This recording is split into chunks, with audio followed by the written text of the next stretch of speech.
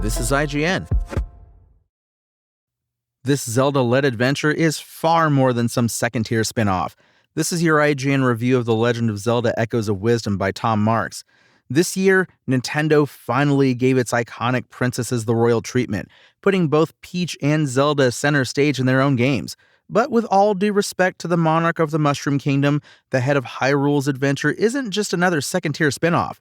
Trust me when I say that in every way that matters, The Legend of Zelda: Echoes of Wisdom is the next mainline Zelda game, the 2D line at least. It takes all of the linear dungeon crawling and key item style progression I've missed from the older games in this series and perfectly combines them with the ridiculously clever, free-form problem solving that made Tears of the Kingdom so captivating. It doesn't always take this exciting step forward with unflappable royal grace, but it's still easily become one of my favorite Zelda games, with or without a green tunic on my back. While there are plenty of substantial mechanical changes to the way Echoes of Wisdom plays as compared to its predecessors, the practical differences of its main character switcheroo are actually pretty negligible. There were even a couple of times during my roughly 23-hour playthrough where I briefly got confused by a conversation because I legitimately forgot I wasn't Link. Perhaps the most surprising difference to me, however, was how it makes the story that much more engaging.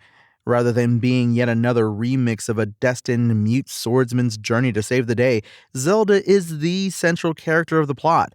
As a result, I felt much more important and involved as I explored Hyrule to seal the mysterious purple rifts that were forming across my kingdom. Echoes encourages the same go ahead and break our game creativity that Nintendo embraced with Breath of the Wild and doubled down on with Tears of the Kingdom, but this time in a 2D Zelda game that borrows the Link's Awakening remake's delightfully toy-like art style and occasional side-scrolling segments, as well as a bit of its inconsistent frame rate, which isn't wildly distracting but does also feel sort of inexcusable at this point. Where's that Switch 2, Nintendo? I get that the Echo system may sound far too quirky to be considered anything but an experimental spin-off of the traditional sword and shield combat we've seen in pretty much every 2D Zelda since the original in 1986, but the reason it's able to stay so distinctly Zelda is because many of these Echoes essentially act as classic key items. You may not have a hookshot, but that floating floor tile you'll only find in a certain cave can suddenly let you clear large pits in a similar way. There's no shovel this time, but a little mole friend will happily dig up secrets for you. And Skyward Sword's Gust Bellows isn't back, but holding a wind cannon above your head will clear away piles of sand just as well. Thankfully, Zelda isn't a helpless damsel who relies entirely on others to fight for her. She literally has Link's sword and can swap to sword fighter mode to attack directly at pretty much any time. However, your energy bar drains quickly while in that form, and that resource is limited enough that you can't rely on it too heavily.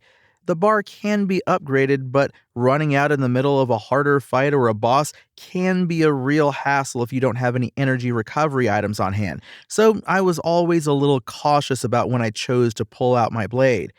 That means your combat options are essentially letting someone else handle the fights or taking matters into your own hands with the pressure of a ticking clock, both of which are entertaining but not to the same buttery smooth degree that Echoes improve exploration and puzzle solving.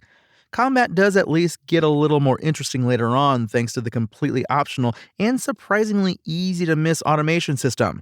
This small selection of buildable robots don't cost any points to pull out of your pocket, but you can only use one at a time. They need to be then wound up manually before they start doing their job, and you'll have to pay to repair them if they take too much damage. The payoff can be worth it though, with options like a Deku Baba that can eat enemies whole, and a sword-wielding Moblin with a slow but massive area of effect slice. That makes them a pretty neat high-risk, high-reward option, and gives you a little more to do after summoning Echoes in combat without having to spend any energy. The Legend of Zelda: Echoes of Wisdom is far greater than a gimmicky spin-off led by Zelda instead of Link. Its echo summoning is a clever concept used to combine the expertly crafted dungeons, puzzle rooms, and item progression you'd expect from a classic-style 2D Zelda with the borderline unhinged freedom provided by Tears of the Kingdom.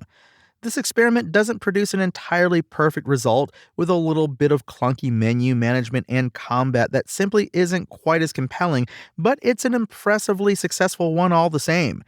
Echoes of Wisdom is also a glowing proof of concept for how a modern 3D Zelda game could recapture some of what fans like me miss about the series before Breath of the Wild without sacrificing the intoxicating creativity it introduced. Creating echoes aside, if this is the future of Zelda, I can't wait to see more. The Legend of Zelda Echoes of Wisdom's IGN score? 9 out of 10. Thanks for listening to IGN. My name is Tony Jackson, and for the latest Legend of Zelda updates, visit us at IGN.com. Spoken Layer.